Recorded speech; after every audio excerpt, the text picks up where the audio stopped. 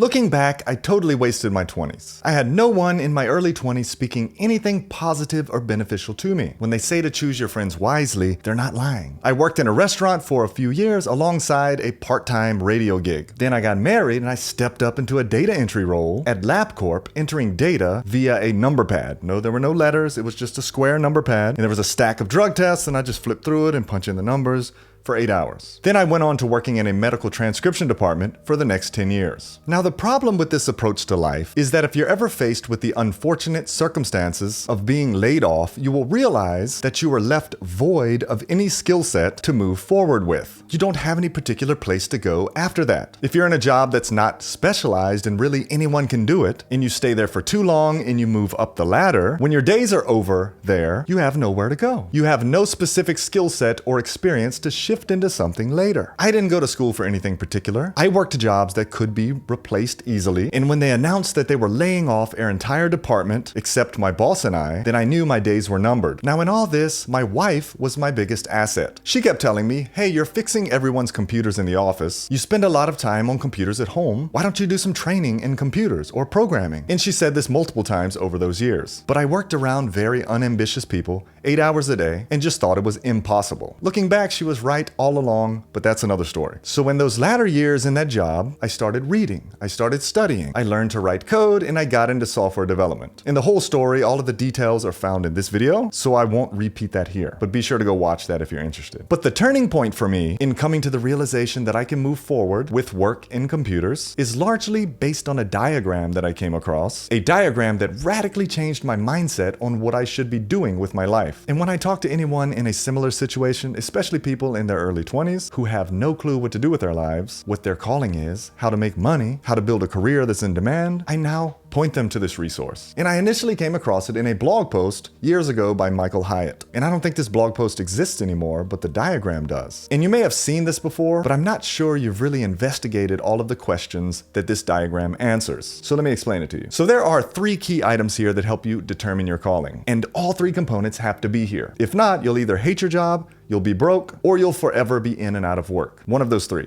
And before I explain this, I do want to mention the launch of my weekly newsletter that kicked off last week. If you're looking for a summary of the latest programming and tech news, AI updates, or insights into the latest tech job markets, or you just want to be an informed developer, be sure to give it a subscribe. I think you'll love it.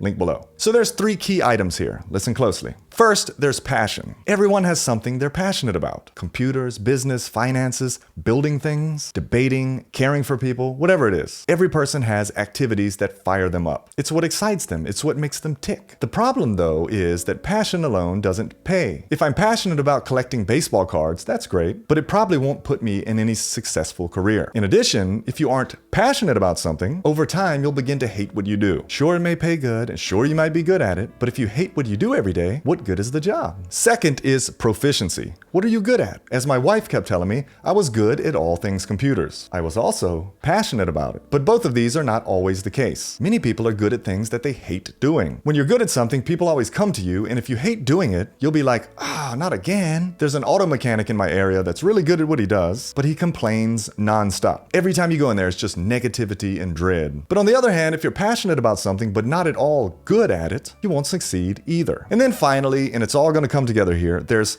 profitability. Is the career a profitable career? If you have that passion for collecting baseball cards, and you're proficient and you know all the ins and outs of all the years and brands, but you can't make money doing it, then it's not a good pursuit. And this is actually called a hobby. So if you have a passion, say serving people and helping people get well, and you're proficient at it, say you went to nursing school and you passed with flying colors, then you need to check if it's profitable. And nursing pays good because they're always in demand. Check. All 3 are there. But if any one of these 3 things are lacking, then probably it isn't a wise and good calling that fits you long term. Sure, you may work jobs here and there over the years, and that's fine. Passion can come later over the importance of a paycheck. And let me be clear, being a hard worker, a person who is productive and honest, and all that goes a long way. Many of us work jobs we hate for a while to pay the bills. That's a good thing. Passion is an end goal and can come later. But you eventually want to reach this intersection where you have passion for what you do, you're good at what you do, and it's a profitable industry. it's in demand. If you have the passion for something and you're good at it, but it's not a profitable career or sector to get into, you'll be poor. If you have the passion for something and it pays good, but you suck at it, you'll be fired and poor. And if you're good at something and it pays well, but you hate what you do every single day of your life, then you'll just be a miserable person. So where are you at today? Think about these 3 things. First, what are you good at?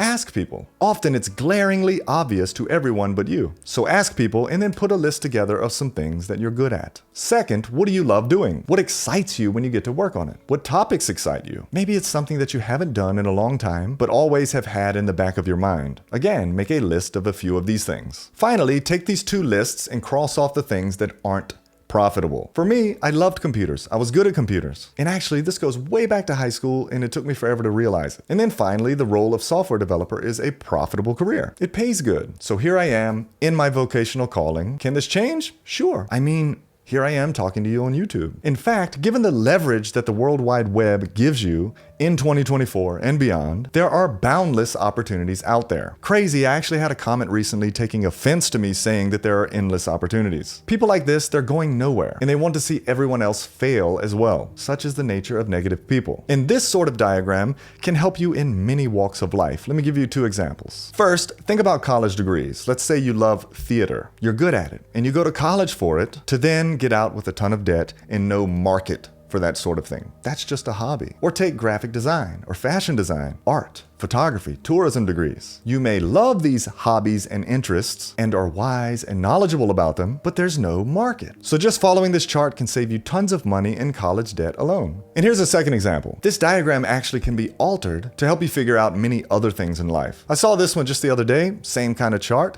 on how to determine what video to create. So you have what you want to create, what your viewers want, and then what others are creating. Find that middle ground there and create those videos. But back to this original diagram. Where are you at in this chart? Have you found the calling that covers all 3 of these areas yet? If so, full steam ahead. If not, let me know down in the comments what's stopping you. I always love reading them. If you found this video helpful, give it a thumbs up. If you haven't subscribed to the channel, consider doing so, and I'll see you in the next video.